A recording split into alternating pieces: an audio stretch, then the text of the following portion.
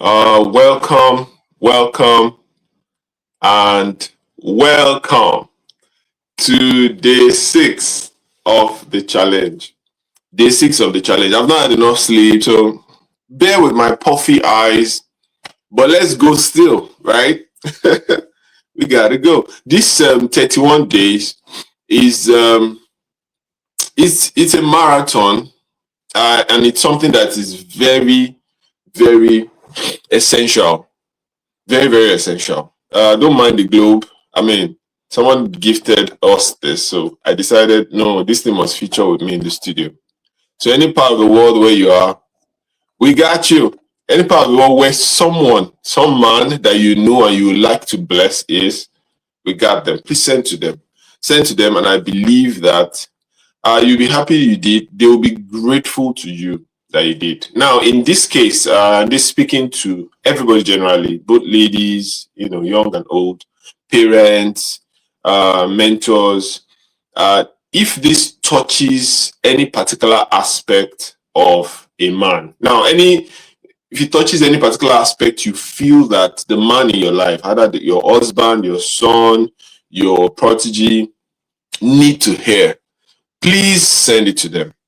Send it to them. So I'd expect that they might not need all the 30 days, but anyone you feel is peculiar to your man, to your husband, to your parent, to your son, please share with them, and I'm sure you'll be blessed. Be blessed because you see the change in them.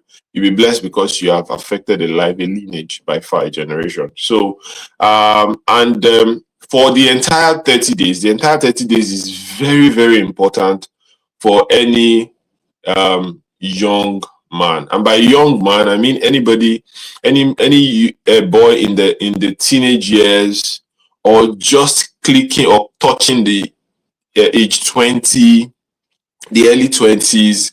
This is very useful for them, because the world that we are in right now is so busy, at the same time confusing, that a lot of things that are supposed to be very foundational, very fundamental, are not being talked about enough. And because of that, in the growth process of a lot of men, they miss out on these things. They focus on this seemingly important but also largely unimportant and largely harmful things, like AI, like tech, like social media, what's in vogue, economy, politics, and they miss out on the very key foundational things that a man needs in their growth process, in his growth process.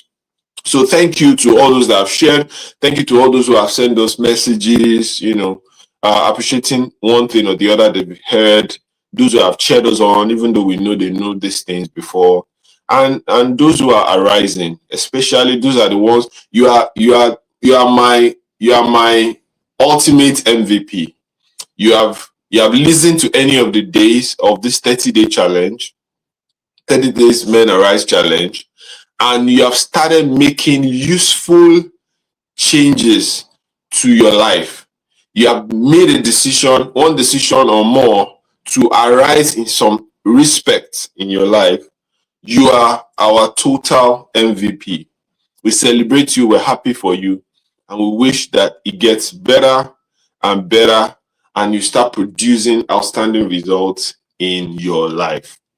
Okay, so to the topic for today: arise, rebuild relationships. Arise, rebuild relationships. I'm sure the Bible passages that we put under it is like spoiler alert for a lot of people, because the moment you see it, you have quickly rushed that Bible passage and you've read it, especially for those who are Christians and are on our stream. But let's still read it together for the benefit of everybody. Let's still read it together. And the book of Luke chapter 15. Luke chapter 15 and verse 18. Luke 15 and 18. Sorry, I didn't have it open down. But yes, we are there now.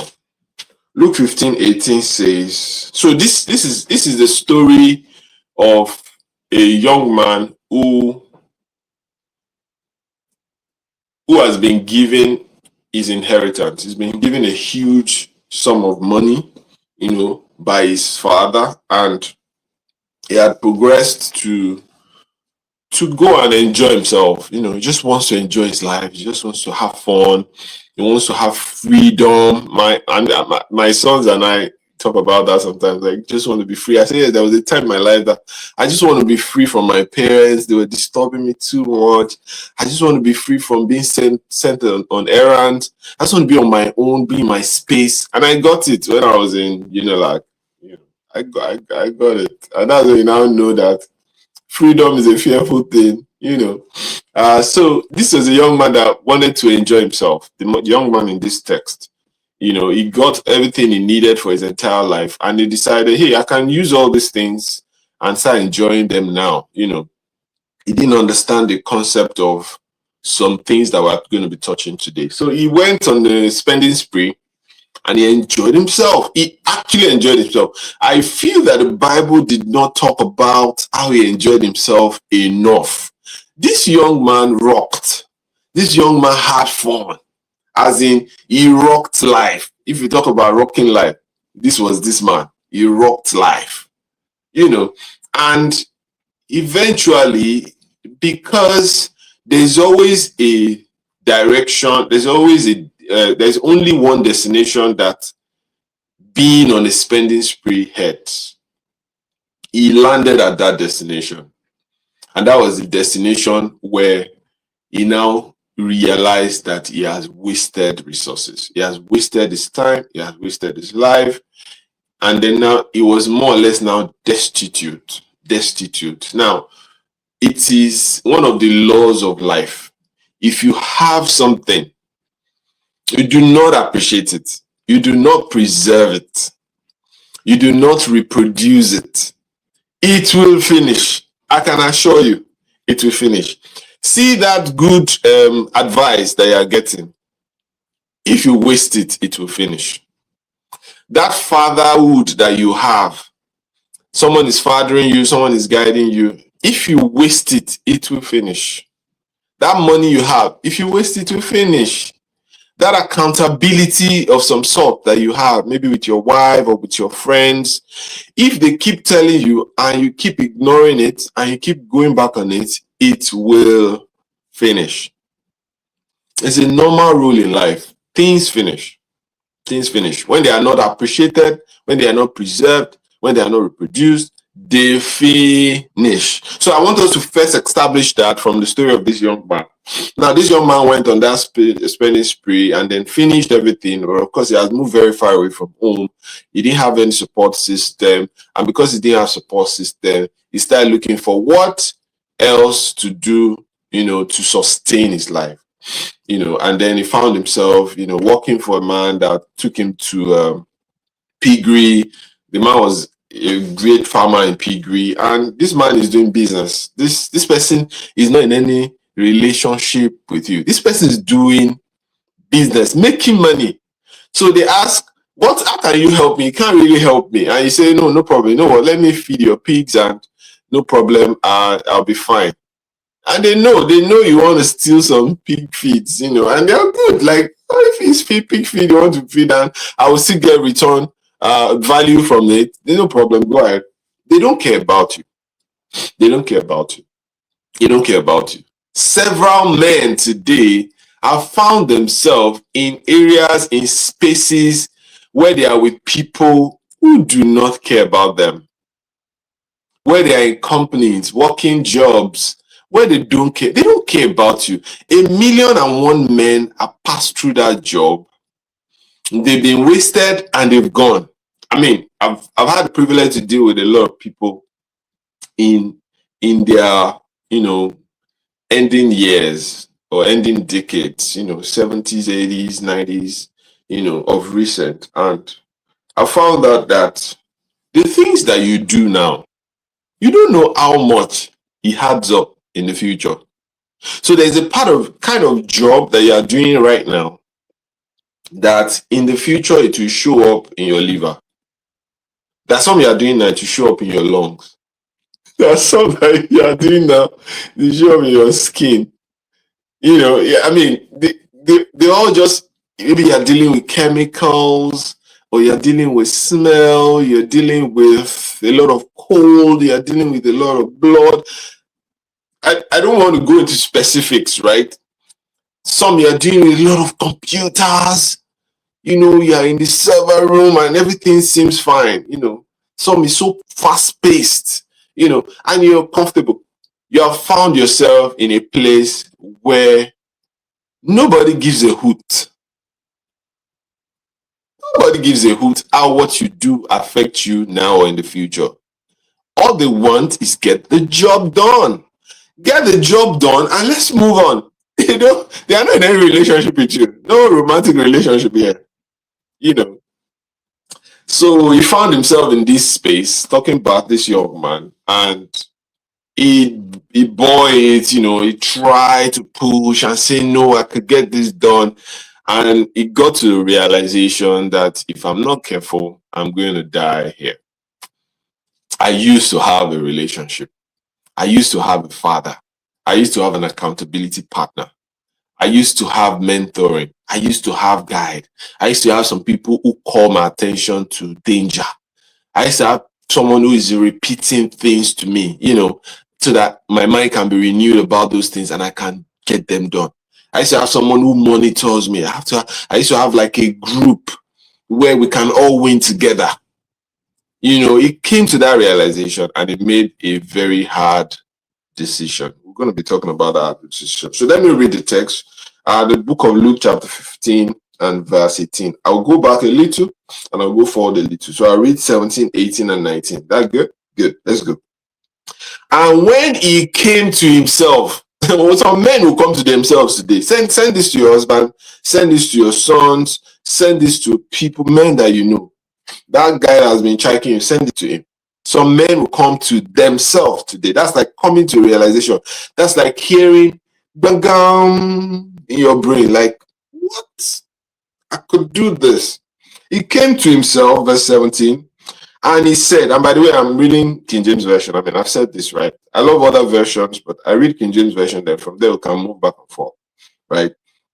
He said, after coming to himself, how many hired servants of my father's have bread enough and to spare, and I perish with hunger. So he's telling himself, like, this thing that seems like a scarce commodity right now, I used to have more than enough of it in my father's house.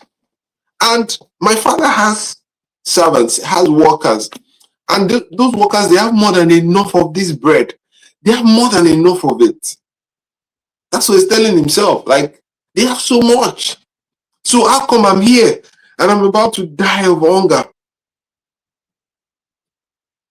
I'll go on, verse 18. He now says, I will arise.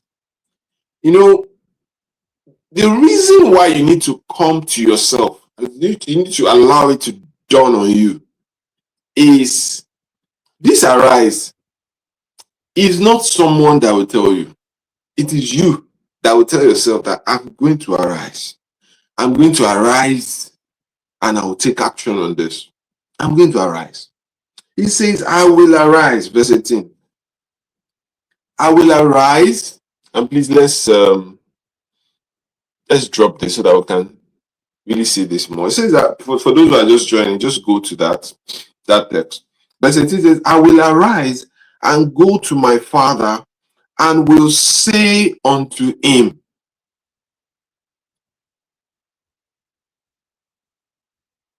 Father, I have sinned against heaven and before thee. Verse 19, and I'm no more worthy to be called thy son. Make me one of thy hired servants. Now, let me tell you one thing about you coming to a realization that you've missed out on relationships that you should have built. You will feel like less than what you're supposed to be. You feel like less than what you're supposed to be. You feel like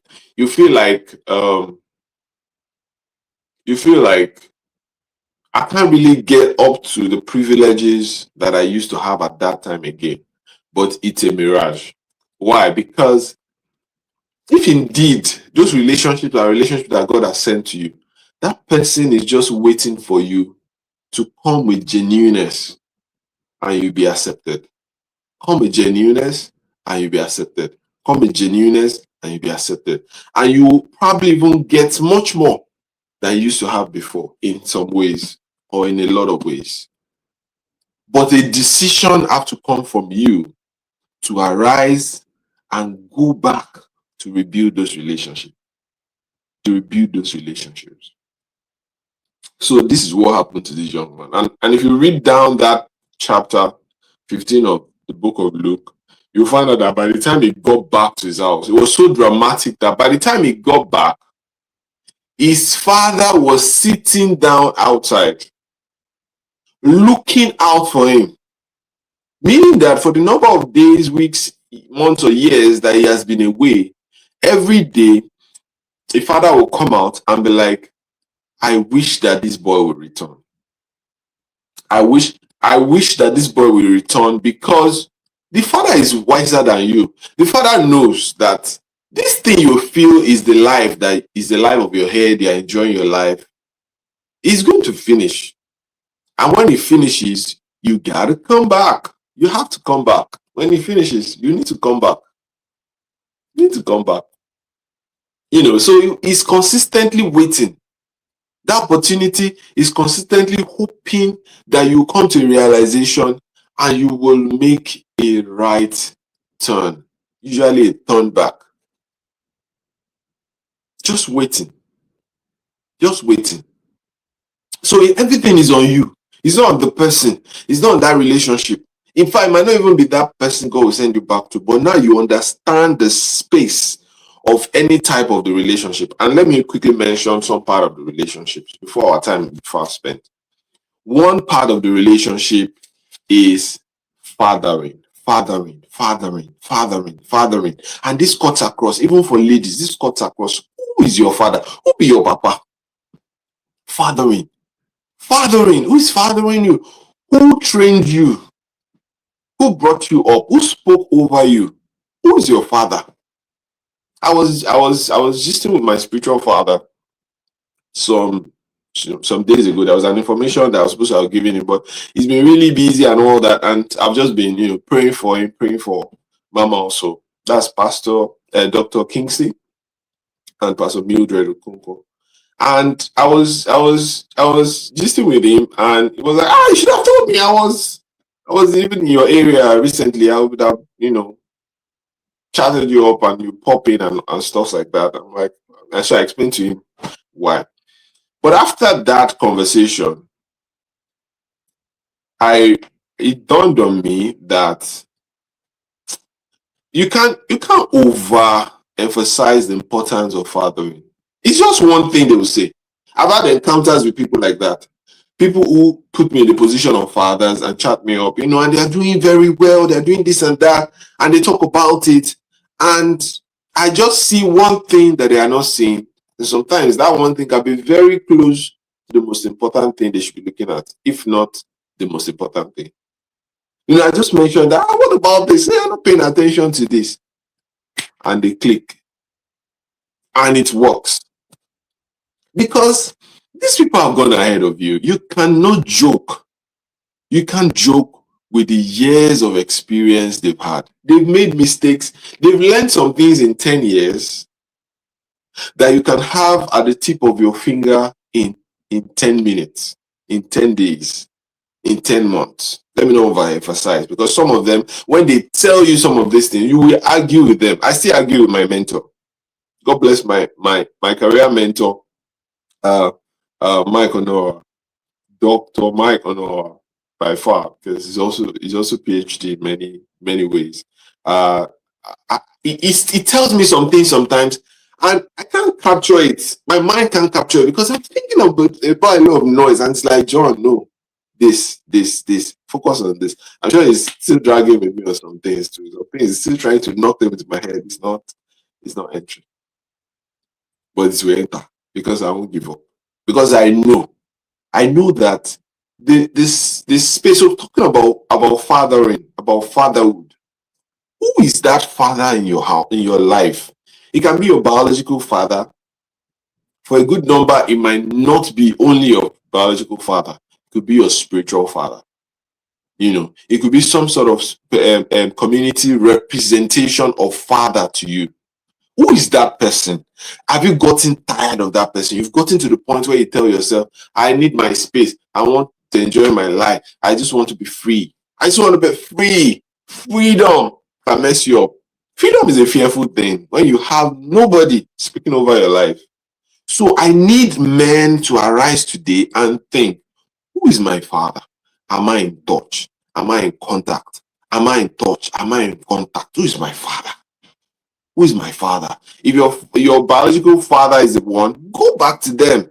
Even if you feel that they don't have everything you have, they don't understand what's going on in our space right now, AI and all that, still go back to them. Let it be today that you do something special for your father. Let it be from this challenge, this day 6 topic, that you do something special for your father. Just go to your father and say, oh, thank you for all you've been doing for me.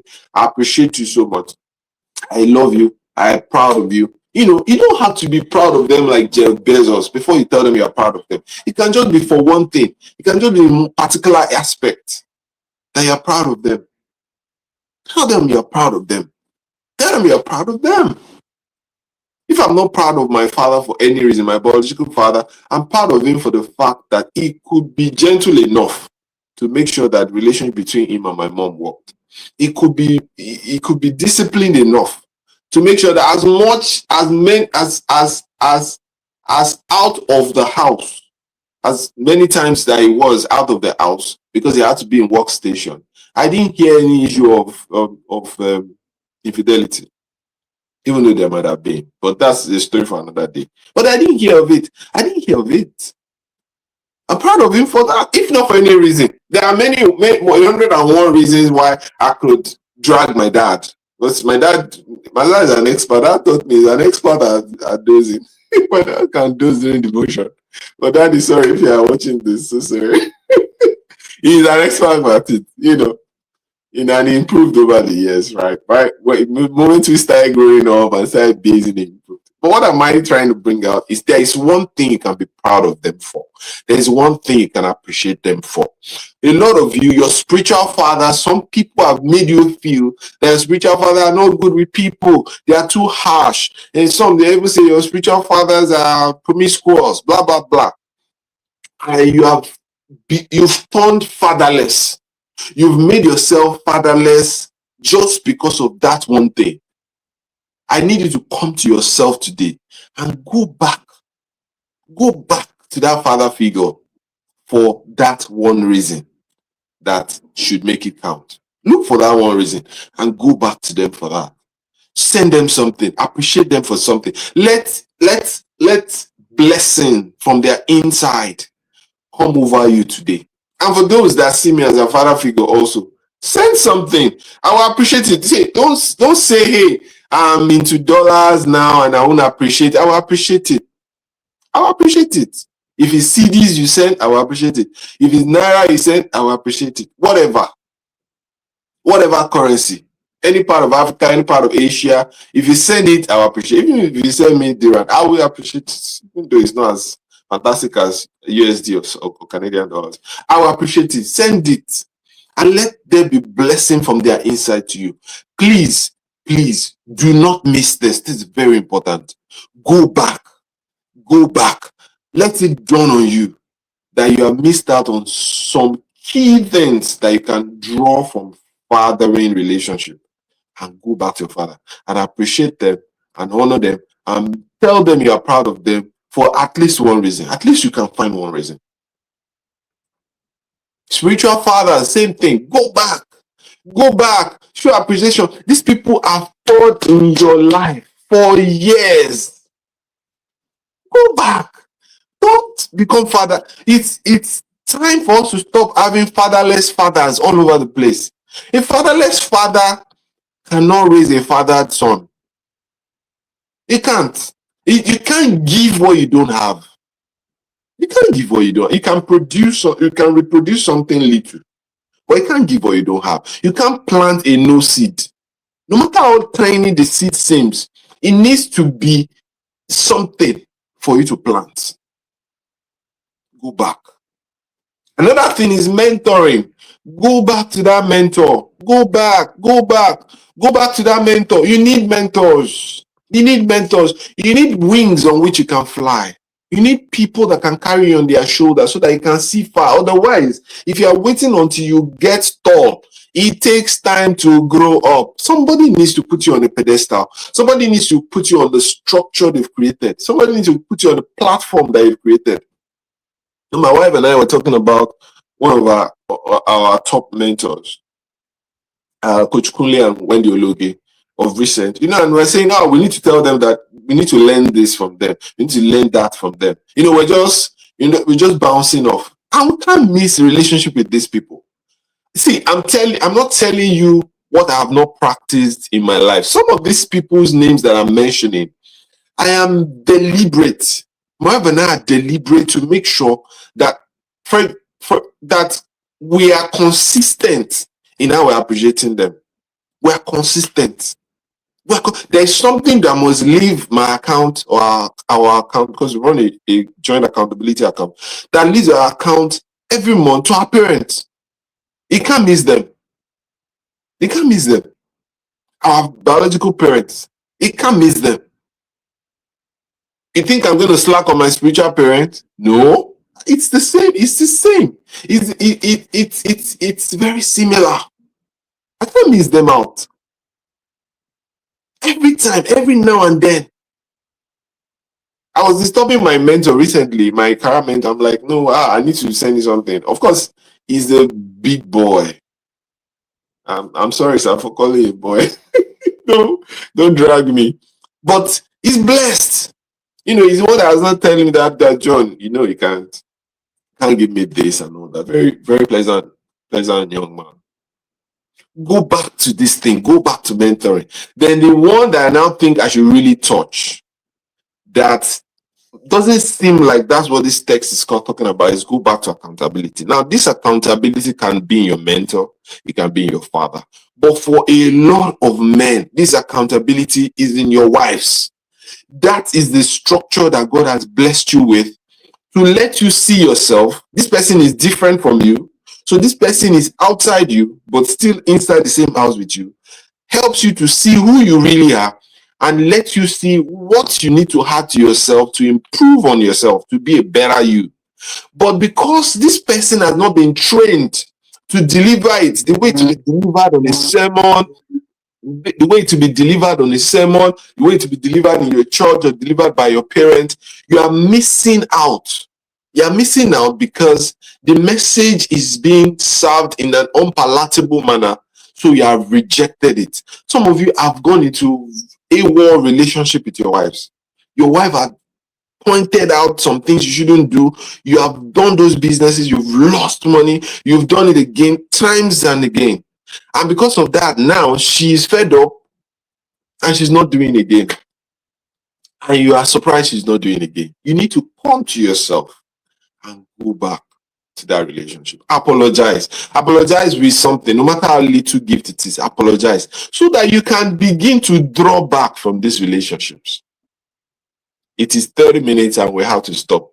So I'm just going to summarize by saying it is time for this day 6. We are pointing out that it is time for you as a man to arise and rebuild those relationships, those fatherhood relationships in your life, the mentor relationship, accountability systems that God has placed in your life. If you do this, you will thank yourself later that you made a decision to do it. Make that decision today. Send that message today. Do that task today, and you will be grateful that you did. We're hoping that this will bless someone and someone that you shared this with. Please share this, and please try going forward to join our live on the live. Find a lot of people are not joining live on the live. Try and join on the live because you can't get the access to it within the next couple of hours, 20 to 24 hours before we publish the live. We love you. Thank you for being with us on this journey, and bye-bye.